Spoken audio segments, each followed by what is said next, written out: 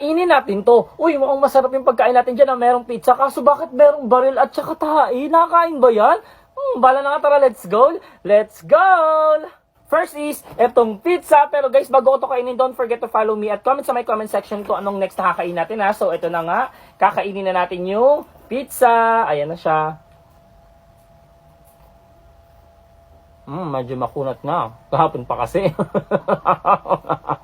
Next naman, yung baril, paano ko yung kakainin? Baka maputok ko na ko dyan. Pero syempre guys, hindi talaga totoong baril yung kakainin natin. Naganap ako ng alternative at ito yung nakita ko. Bang bang! Pwede na to.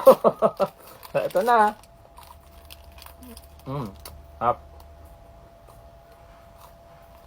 Next is, yung tae. Marami nag-request ito sa my comment section. Kaya ito na. Pinagbigyan ko na kayo. Ito na talaga yung kakainin natin. Pero syempre guys, alternative pa rin yung kakainin natin. Ito, yung peanut butter. Di ba? Pwede na yung mukha noon siyang e-ads eh.